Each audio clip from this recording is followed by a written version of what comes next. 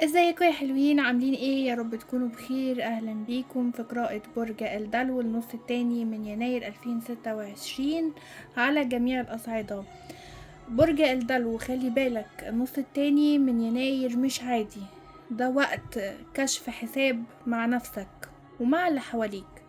في حاجة كانت مستخبية، في حقيقة كنت حاسس بيها ومش عايز تعترف. الشهر ده بيقولك مفيش هروب بعد كده.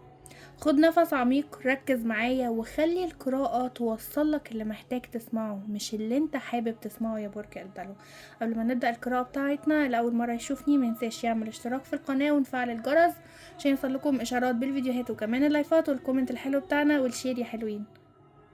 هنبدأ كده بالطاقة العامة ليك يا برج الدلو، ان شاء الله تكون كلها خير وسعادة لقلبك.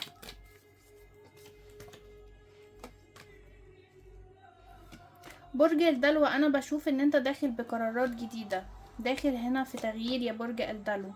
يمكن الفترة اللي فاتت اتحطيت في خيبة امل، فقدت اشخاص غاليين عليك يا برج الدلو.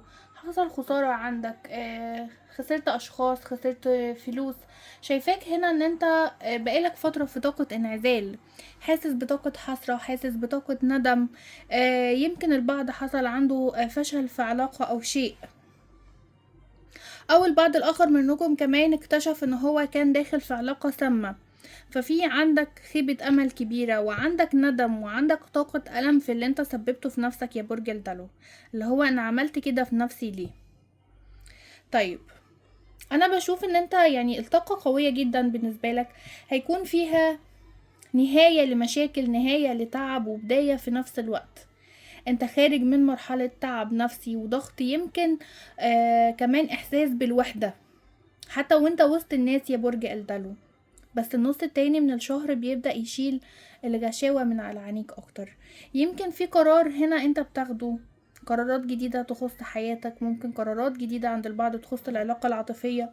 في قرار مصيري جاي هنا يا برج الدلو، قرار كنت مأجله عشان خايف ان انت تخسر، بس الحقيقة هنا ان التأجيل نفسه كان بيخسرك اكتر.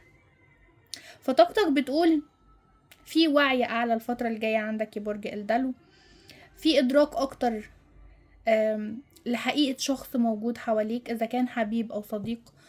عندك رغبة في التحرر من قيود قديمة، وكل ده هيخليك اكتر هدوء، لكنك هتكون اقوى من قبل كده.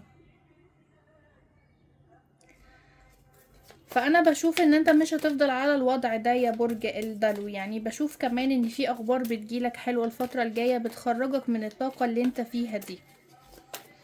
يمكن البعض هنا عنده مشاكل مادية، عندك ديون يا برج الدلو، وده برضو اللي مسبب لك ضغط نفسي او مخليك في طاقة سلبية. طيب تعالى نشوف الطاقة العاطفية.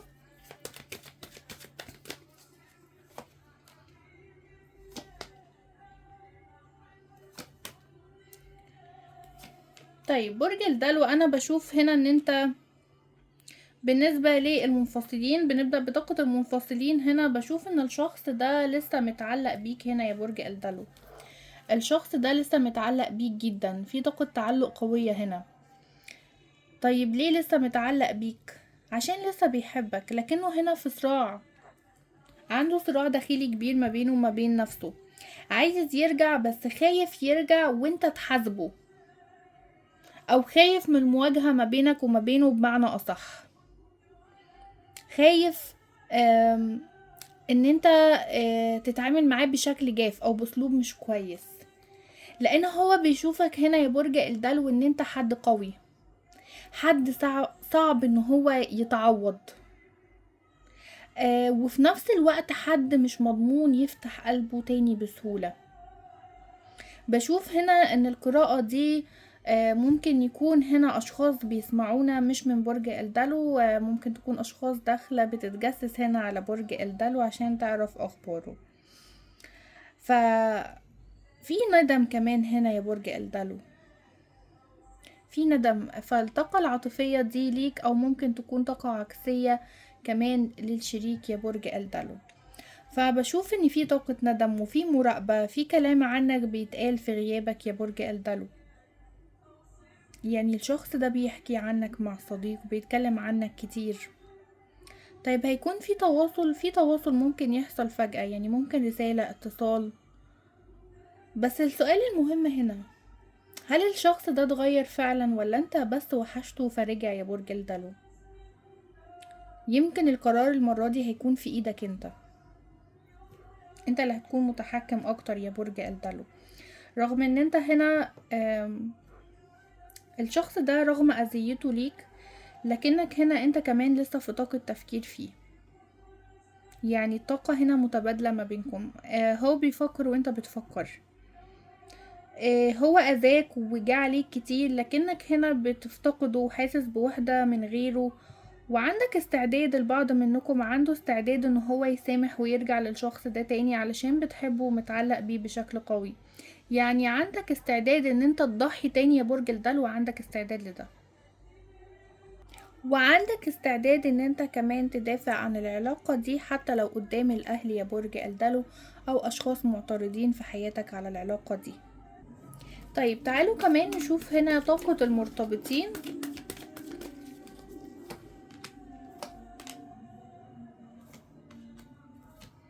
طاقة المرتبطين بشوف هنا ان في طاقة زعل ما بينكم، في طاقة خصام. في هنا البعض يعني وكأنه بيفكر بشكل جدي ان هو ينهي العلاقة دي، يعني شايف ان هو قدم كتير، فعايز تنهي، عايز تبعد، عايز تنعزل شوية يا برج الدلو عن الشريك. في طاقة توتر، يعني في توتر. والتوتر ده نتيجة يعني عن كبت قديم، حاجات قديمة متراكمة ما بينك وما بين الشخص ده يا برج الدلو. يمكن كلام متشال جوا قلبك. آم، وده الوقت اللي هو طلع فيه بقى كل حاجة، يعني كله طلع مرة واحدة. بس الجميل هنا يا برج الدلو ان لو العلاقة هنا مبنية على صدق ما بينك وما بين الشخص ده، فالعلاقة هتقوى اكتر من الاول. لو مبنية هنا على مجاملات ومش حب صادق ومش حب حقيقي، فالعلاقة هتتهز ما بينك وما بين الشخص ده. النص التاني من الشهر مناسب جدا عشان يبقى فيه مواجهة ما بينك وما بينه، لكن المواجهة دي بتكون بشكل هادي. يمكن هتقعدوا تتكلموا مع بعض، هترتبوا أولويات حياتكم، هتحطوا خطة للمستقبل ما بينك وما بينه يا برج الدلو، أو العلاقة عايزين تمشي شكلها عامل ازاي. خلي بالك، اللي مش هيقدرك دلوقتي مش هيقدرك بعدين يا برج الدلو. يمكن البعض هنا كمان منكم حصل مشكلة أو اختلاف ما بينك وما بين الشريك بسبب طاقة غيرة يا برج الدلو. البعض منكم هنا عنده غيرة، بتغير على الشريك بشكل قوي، أو الشريك هنا بيغير عليك. فحصل مشاكل واختلافات بسبب الغيرة دي، أو يمكن في عدم ثقة شوية ما بينكم في العلاقة. وبشوف كمان هنا ان في مراقبة، وكأن البعض منكم هنا بيراقب الشريك على السوشيال ميديا او شيء يا برج الدلو، او عايز تمسك شيء عن الشريك على السوشيال ميديا او حاجة. بشوف ان في طاقة مراقبة هنا قوية جدا، وانت منتظر هنا وقت مناسب عشان تشوف يعني هل الشخص ده بيحبك ومتمسك بيك، ولا في مشاكل تانية هتحصل ما بينك وما بينه، ولا في حاجة هو بيعملها من وراك. ففي غيرة وعدم ثقة شوية عند البعض منكم في العلاقة. لكن انا بشوف ان بعد ده كله بيكون في عند البعض صلح، وفي اعتذار جايلك من الشريك بعد طاقة الزعل او طاقة الخصام اللي ما بينكم، او التوتر البسيط اللي في العلاقة. بيكون في صلح واعتذار منه ليك يا برج الدلو. تعالوا كمان هنا نشوف لو اللي بيسمع معانا القراءة هنا سنجل. نشوف السناجل عندهم ايه. في عندك بدايات جديدة يا برج الدلو، في عندك علاقة، داخل في علاقة جديدة، بس خلي بالك ان البعض هنا بالفعل دخل في علاقة، او في شخص حواليك عايز يخش معاك في علاقة، والشخص ده عنده طرف تالت. ممكن يكون شخص متجوز يا برج الدلو. البعض ممكن يكون عارف ده، والبعض الاخر منكم مش عارف ان هو في علاقة، او مش عارف ان هو متجوز. يمكن كمان في شخص معجب بيك هنا يا برج الدلو من فترة، يعني بيشوفك هنا ان انت مميز جدا بالنسبة له، بس مستني اشارة منك، مستني يحس بطاقة اهتمام منك، مستني يشوف ان في اعجاب متبادل ما بينكم هنا يا برج الدلو. فالطاقة هنا مش بتقول ان في حب، يعني نار حب قوي ما بينكم، لكن في بداية هادية محترمة. مريحة بشكل نفسي يعني. انت كمان يا برج الدلو لو سبت الماضي ورا، فالجديد هيبقى اوضح بكتير بالنسبة لك، لان البعض منكم هنا لسه متعلق بالماضي، علاقة كانت عنده في الماضي مش قادر يتخطاها، او بيعمل مقارنة كمان ما بين الماضي وما بين الشخص اللي بيحاول يخش حياته حاليا. بشوف يا كمان يا برج الدلو ان الشخص اللي بيخش حياتك ده يعني ممكن تبقوا علاقة توأم روح هنا. هيكون في حب ما بينك وما بينه، هيكون في حب متبادل. العلاقة بتكتمل في الآخر ما بينك وما بين الشخص ده يا برج الدلو لترسيم علاقة، يعني بيكون في خطوبة أو زواج ما بينكم هنا. فأنا بشوف هنا ان انت محتاج تفكر بس بهدوء وتتخلى عن الماضي شوية يا برج الدلو. تعالوا كمان نشوف طاقة العمل والماديات.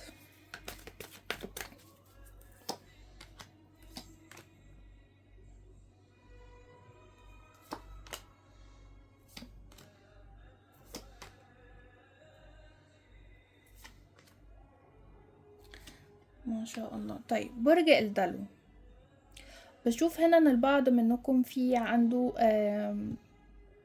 نقلة مهنية مهمة جدا، يمكن في فرصة شغل، في ترقية، او في عندك تغيير مكان ونقلة لمكان تاني احسن في العمل عندك يا برج الدلو. في حد اعلى منك شايفك وبيختبرك بهدوء، خليك ثابت، اشتغل وانت ساكت، النتيجة او عملك هيتكلم عنك. بشوف ان انت الفترة الجاية في عندك نجاح في العمل، في عندك فلوس جايلك كمان هنا، اموال جايلك يا برج الدلو، في عندك تحسن الفترة الجاية. انا بشوف كمان هنا يا برج الدلو ان انت يعني انت بتعمل اعمال خيرية كتير يا برج الدلو. بشوف كمان ان انت ممكن بتساعد اشخاص قريبة منك، بتساعدهم بشكل مادي. بشوف ان البعض منكم ممكن يكون طالب قرض من البنك او شيء، وبتاخد القرض ده يا برج الدلو خلال 6 عدات. بشوف ان انت بتاخد الفلوس ده او بيجيلك الرد على اللي انت عايزه. بشوف ان انت في عند البعض منكم كمان هنا سفر مهني يا برج الدلو. ممكن البعض يبقى في عنده سفر مهني، ممكن النقلة تكون جايلك في السفر ده يا برج الدلو. فبشوف هنا ان النص التاني من الشهر مناسب لتوقيع عقود، لاتفاقات، او ان انت تبدأ مشروع صغير جنب شغلك الاساسي او شيء يا برج الدلو. بالنسبة للأمور المادية كمان في فلوس داخلة هنا بعد ضغط أو بعد تأخير عليك بقالها فترة. بشوف ان في فلوس جايالك. ممكن هنا كان ليك حق عند حد والحق كان ده متعطل، كان أموره واقفة، كان الورق مش ماشي، بس احذر في صرف هنا منك بشكل اندفاعي أو قرار مادي محتاج منك تفكير شوية يا برج الدلو. رتب أولوياتك عشان اللي جاي يبقى أحسن بكتير ليك يا برج الدلو. ان البعض منكم هنا الفترة اللي فاتت يا برج الدلو اتعرض لظروف شخصية قهرية زي مرض، مشاكل عائلية، او سفر خلوك هنا ان انت تضطر تسيب شغلك. فالقرار كان صعب، بس اختيارك لعيلتك او لصحتك اهم من اي وظيفة، وده كان اختيار صح. وانا بشوف ان ربنا بيعوضك الفترة دي بشغل احسن او بمشروع احسن ليك يا برج الدلو. يلا اللي وصل معانا لحد هنا منساش نحط لايك والشير والكومنت الحلو بتاعنا. طيب برج الدلو، بشوف كمان هنا ان البعض منكم ممكن يكون الفترة الجاية في عتاب ما بينك وما بين افراد من الاسرة عندك، عتاب ما بينك وما بين اخوك، ما بينك وما بين مامتك، ما بينك وما بين باباك، في عتاب في الاسرة ما بينكم. بشوف كمان هنا ان انت الفترة الجاية هيبعد عنك اشخاص يا برج الدلو، لكن الاشخاص اللي هيبعدوا عنك دول اشخاص كانوا عارفينك عشان مصلحة، نواياهم اتجاهك ما كانتش سليمة خالص، يعني نواياهم اتجاهك سيئة جدا، فبعدهم عنك يعني ايه شيء ايجابي ليك، في خير ليك يا برج الدلو، ما تزعلش على بعضهم. بشوف كمان ان البعض منكم الفترة الجاية في عندك حضور مناسبة وقريب جدا كمان يا برج الدلو. تعال نشوف الطاقة النفسية ليك يا برج الدلو.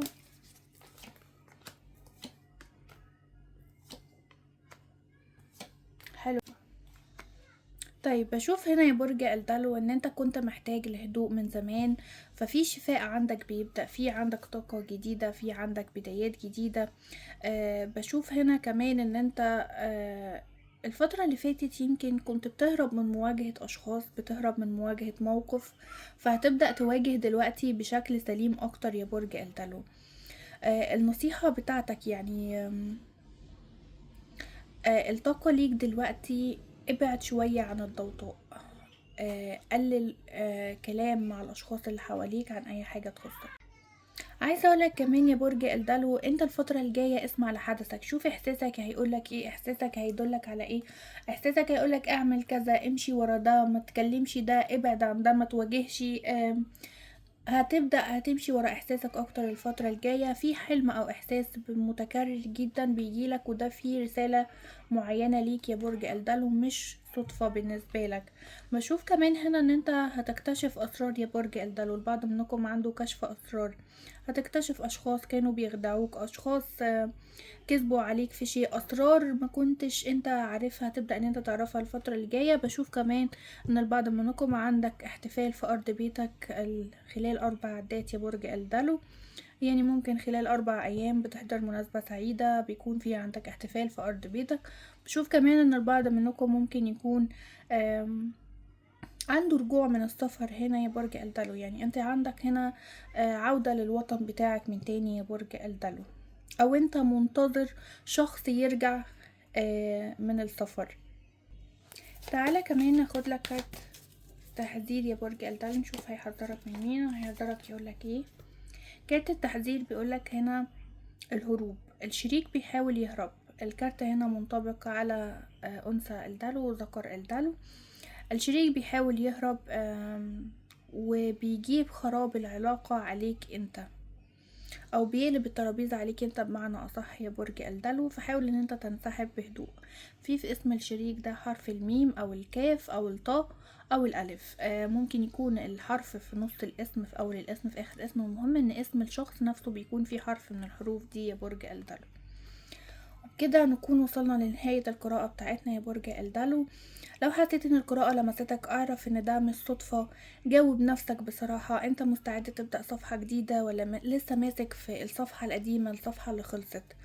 اشوفكم الفيديو الجاي على خير، منساش نحط لايك والشير والكومنت الحلو بتاعنا. سلام يا احلى الحلوين.